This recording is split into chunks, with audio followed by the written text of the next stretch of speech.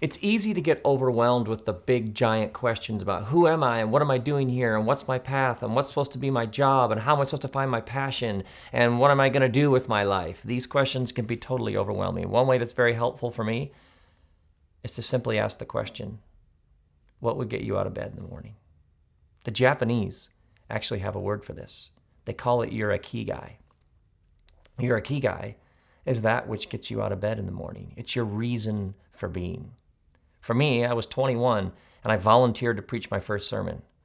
And I stood up to give that sermon. I remember I was wearing Birkenstocks and I literally took my sandals off before I started talking because I was aware that my life was never going to be the same again.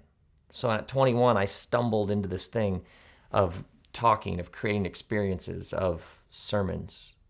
And it was like, this is why I'm here. It was that cut and dry. Now, it's been brutal, and it's left me just beaten up with a bloody nose in the fetal position on the floor often. So even if you find your ikigai early, it doesn't mean that it isn't going to be soul-wrenching.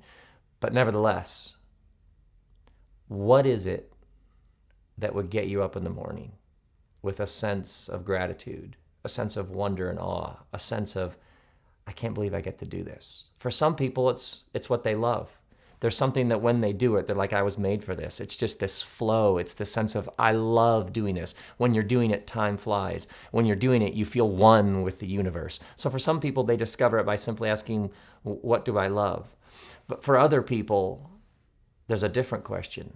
The question is, what makes you angry? What makes you righteously pissed off?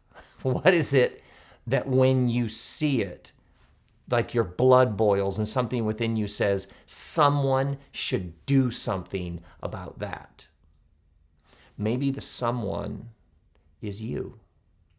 Some people find their ikigai by simply asking, what do I love? But some people find their ikigai by asking, what's wrong in the world? What makes me angry?